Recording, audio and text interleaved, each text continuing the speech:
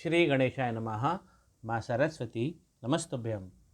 मित्रों, आज हम बात करेंगे डाइवोर्स। मैरिज के बाद अगर कोई डिस्टर्बेंस है विवाह जीवन में और वो सुलझ नहीं रहा है तो डाइवोर्स होने के चिन्ह हम कैसे देख सकते हैं। या कोई अगर ज्योतिष रेखा में विश्वास करता है, उसकी आस्था है, तो जब वो अपने बच्चे के लिए, बिटिया के लिए अगर वर देखना जा रहा है तो किसी तरह उसकी हथेली भी मंगा सकता है और कुछ बेसिक जानकारियां जो होती हैं, सामान्य सी जानकारियां, तो बिटिया का जो वो वर चुनना चाहता है तो वो देख सकते हैं। तो आज हम देखेंगे कि कहीं डाइवोर्स की संभावना तो नहीं है वैवाहिक जीवन में। डिस्टर्बेंस भी जानेंगे, क्योंकि पहले डिस्टर्बेंस होगा फिर डाइवोर्स होगा। हम ये भी एक तीसरा एंगल भी देखेंगे कि कहीं कोई तीसरा पर्सन तो इनके रिलेशन में इन्वॉल्व नहीं है, जिसको हम एक्स्ट्रा मैरिटल अफेयर या कुछ अलग डिस्टर्बेंस भी कह सकते हैं, जहाँ पे व्यक्ति का कमिटमेंट अलग अलग हो सकता है।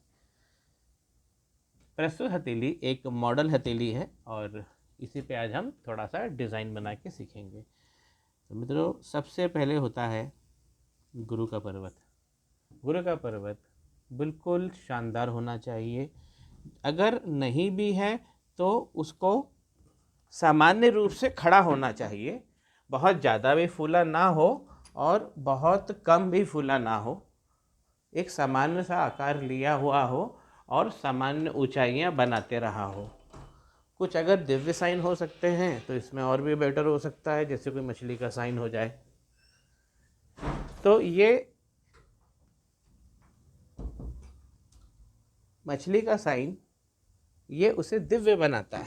गुरु का पर्वत पे कोई अगर सौभाग्यशाली साइन है तो ये और अच्छा होता है।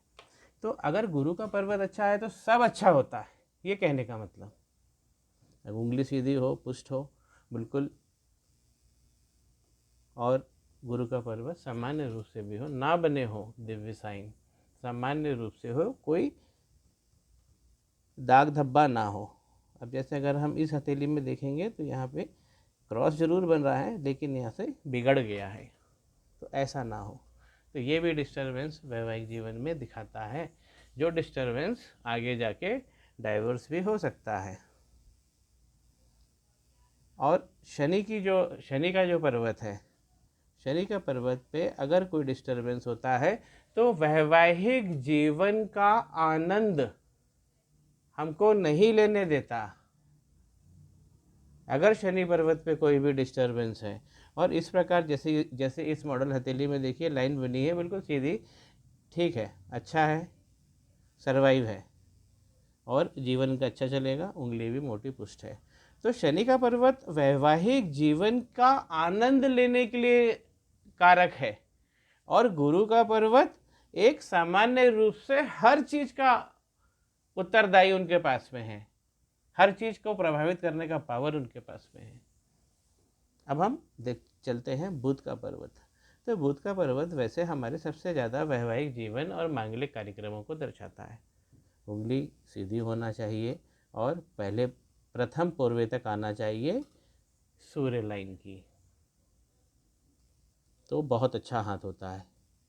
अब यदि हम बुध के पर्वत पे जाके देखते हैं, जो मैंने क्रॉस बनाया था मैं इसको थोड़ा सा फाइन कर देता हूँ ताकि वो आपको और अच्छे से समझ में आ जाए। अगर ये हमारा बुध का पर्वत है, ये सॉलिड होना चाहिए। अब अगर सॉलिड है, अब यहाँ पे एक लाइन होती है जिसे हम मैरिज लाइन कहते हैं। कुछ लोग की 2 होती है, 3 होती है, 4 होती है, कुछ लोगों की 2 बड़ी होती है, 2 छोटी हो सकती है, कुछ लोगों की 2 पैरेलल। तो आज हम वही देखेंगे। तो मान लीजिए कि अगर 3 या 4 लाइन है तो इसका मतलब ये नहीं होता है कि उसकी 3 शादी होगी या 4 शादी होगी। उसका मतलब होता है कि उसके जीवन को दिल से छू लेने वाले 4 लोग होंगे, दिल से छू लेने वाले 4 लोगों के साथ वो यूनियन होगा। हो सकता है कि किसी एक के साथ वो पूरा जो कमिटमेंट हम कहते हैं लेवल पूरा 100% ना दे पाए, उसका उसका जो कमिटमेंट है सब लोगों से बढ़ जाए। जैसे हो सकता है जिम्मेदारी, जैसे किसी के घर में उसको माँ अच्छी लगती है लेकिन साथ में पत्नी भी अच्छी लगती है, उसको एक भाई की भी जिम्मेदारी है और वो तीनों को बहुत प्यार करता है और तीनों उसके जीवन को 3 लाइन हो सकती है। तो ये मैरिज लाइन से बेटर है अगर हम इसे यूनियन लाइन कहें। ये यूनियन लाइन ये बेटर है इसे अगर हम कहें। तो थोड़ा सा आज हम ड्राइंग्स के थ्रू देखेंगे कि किस किस प्रकार प्रभावित होता है। अब यदि यहाँ पे एक लाइन है तो ऐसे व्यक्ति का कमिटमेंट एक पार्टनर के साथ हो सकता है, क्योंकि पार्टनरशिप को भी दिखाती है।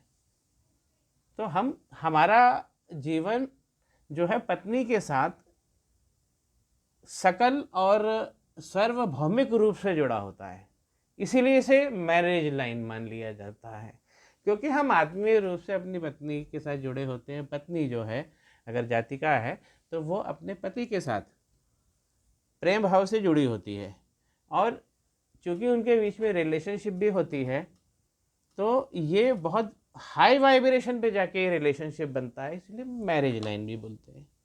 अब यदि मैरिज लाइन ये वाली इस आकृति की बनी हो, वाई शेप में हो जाए, किसी विवाहिता स्त्री के या किसी विवाहिता पुरुष के या जिनकी शादी होने वाली है, वहाँ समझना है हमको, यहाँ ज्योतिष का ज्ञान अमृत है।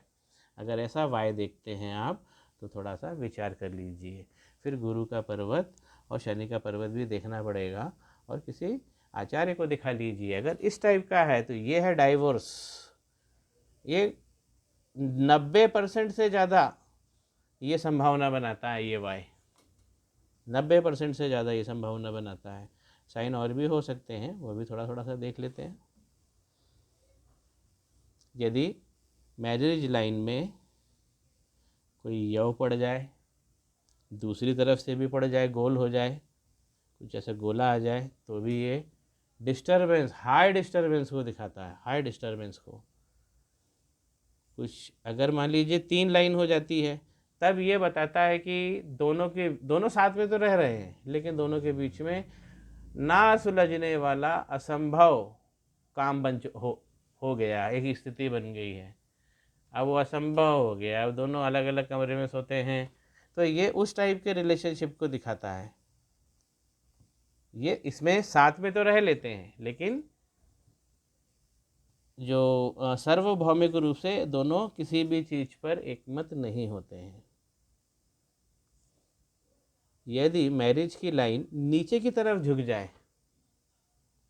तब क्या होता है, ये एक आइडियल इसे स्टेज कहते हैं, जहाँ पे हम ये कह सकते हैं कि ये एक मांगलिक कपिल हो सकते हैं दोनों। अगर नीचे की तरफ झुक जाती है तो ये मांगलिक कपल हो सकते हैं। और ये दूसरी जो इम्पोर्टेंट चीज़ है जिसे ये प्रदर्शित करता है वो है जो हमारा पार्टनर होता है ऑपोजिट, वो डोमिनेंट हो जाता है। तो पार्टनर डोमिनेंट हो जाता है अगर लाइन नीचे की तरफ चली गई मैरिज लाइन। अगर लाइन ऊपर की तरफ चली गई तो ज़्यादा डिस्टर्बेंस हो जाता है। ये भी लाइन जब मैंने कई कपल्स के हाथ में देखा है कुटुंब न्यायालय में जाके, ये लाइन जब उनके बीच में लड़ाई झगड़ा चल रहा होता है तो ये लाइन ज़रूर मिलती है ऊपर की तरफ मुड़ी हुई। तो ये फिर वो डिस्टर्बेंस दिखाता है कि जहाँ कानूनी पेचीदगियाँ और लोगों की सलाह काम करने लगती है, जहाँ दोनों पार्टनर भ्रमित हो जाते हैं और उनके मामले वो खुद नहीं सुलझा के दूसरे के पास चले जाते हैं और दूसरे अपनी अपनी बुद्धि के हिसाब से अनेक उपाय बताते हैं और तर्क वितर्क होता है और जीवन नष्ट हो जाता है। तो इस तरीके की ऊपर की लाइन जो है तो सावधान हो जाए। लाइन में अगर लाइन चलती है और लेकिन अगर उसके पहले डबल लाइन है और फिर एक लाइन हो जाए तो ये थोड़ा बहुत लाइकिंग का डिफरेंस आपका डिफरेंट हो सकता है। दोनों को लाइकिंग डिसलाइकिंग दोनों की अलग अलग हो सकती है। दोनों अलग अलग ओरिएंटेशन से आ सकते हैं और दो अलग देश के लोग शादी जब करते हैं तो इस प्रकार का फॉर्मेशन होता है। तो पहले क्या होता है, एक ट्रायंगल, एक डबल लाइन होती है डबल लाइन होती है, फिर एक सिंगल लाइन होती है। तब जो पार्टनर होता है वो बहुत दूर के देश का होता है। ज़रूरी नहीं कि दूर, बहुत उसका कल्चर डिफरेंट होगा बहुत। हाँ, दोनों की लाइकिंग भी डिफरेंट होगी, लेकिन दोनों में लव होगा, क्योंकि कुछ लोगों को विभिन्नताएं पसंद होती हैं। अब यदि एक स्थिति और मैं लेता हूँ, लाइन पे कुछ यव का फॉर्मेशन बन जाए, यव का फॉर्मेशन बन जाए, लाइन को कोई लाइन काट दे तो भी सावधान हो जाना चाहिए, ऐसे में उपाय करें। लेकिन जो मैंने आपको अलगाव की जो लाइन बताई है वो इस तरीके की होती है। कभी कभी आप देखेंगे अनमैरिड लड़कियों को जिनकी शादी नहीं हो रही होती है, मैंने यहाँ पे स्पॉट देखा है। तो मैरिज लाइन के आगे, यूनियन लाइन के आगे स्पॉट आ जाने से भी मैरिज डिले होती है, यहाँ डिले भी होती है। एक एक चलते चलते हम ये भी जानकारी ले लें। तो ये वाला पर्वत बहुत शानदार होना चाहिए, तो आपको पारिवारिक सुख मिलेगा, आपको पारिवारिक सुख मिलेगा यहाँ पे। और ये वाला पर्वत शनि पर्वत अच्छा होगा तो स्त्री का संग, उसका सहचार आपको प्राप्त होगा, दोनों की कंपनी बहुत अच्छी बनेगी। गुरु का पर्वत तो आपकी सारी स्थिति अच्छा करेगा। तो ऐसे डाइवर्स के चिन्ह हम देखते हैं। और डाइवर्स के चिन्ह देखने में शुक्र पर्वत का भी बहुत महत्व है, क्योंकि हमारी सेक्सुअलिटी और पत्नी का घर हम इसी ही मानते हैं, कहीं क्रॉस ना हो। जैसे इस मॉडल हथेली में देखिए, ये ऐसी लाइनें हैं नहीं। अब देखिए हॉरिजॉन्टल लाइनें ज़्यादा हैं, ये गलत है, वर्टिकल ज़्यादा होनी चाहिए। ये अवसर की लाइन होती है, जो लंबी लाइनें होती है। तो इनकी अगर हम हथेली को देखते हैं तो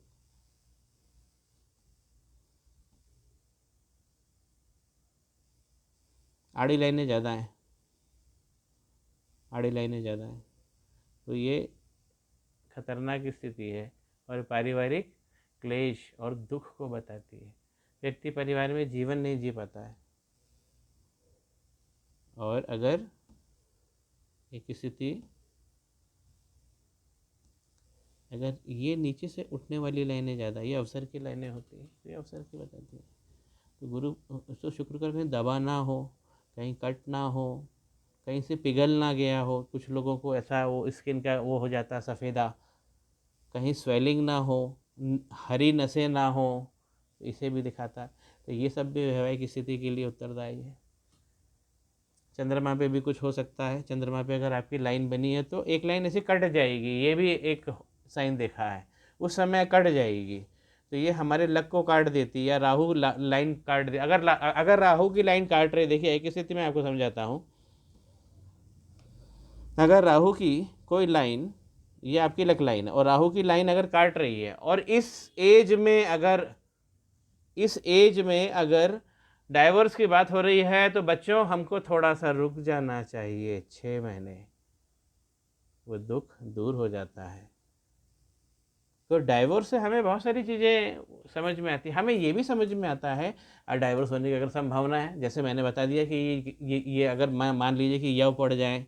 देखिए सबसे होता चालू यव से ही चालू होता है, फिर कटता है और वो सब 2 मुखी 3 मुखी बनती है। तो जब अगर ऐसा हो जाए, तो अगर तो ज्योतिष का ज्ञान बोलता है कि वो हमें अगर ज्ञान पहले से पता है, जैसे मैं आपसे बोल दूं कि आपको रेगिस्तान में जाना है, तो आप पानी बेटा लेके जाना 5 लीटर, तो आपको एंजॉय लगेगा वहाँ पे, आप आराम से होके आ जाओगे। पहले से बता देना, पहले से सावधान हो जाना। आप ठंडे देश में जा रहे हो, जैकेट लेके जाएं, गर्म कपड़े, क्यों? आपको पहले से पता है अगर आप ऐसे चले जाएंगे तो फंस जाएंगे। यही ज्योतिष है, यही ज्ञान है, यही मूल्यांकन है। अब इसी बात पे लाइक कर दीजिए, शेयर कर दीजिए, कमेंट कर दीजिए और सब्सक्राइब भी कर दीजिए। श्री गणेशाय नमः। माँ सरस्वती नमस्तुभ्यम। बने रहिए।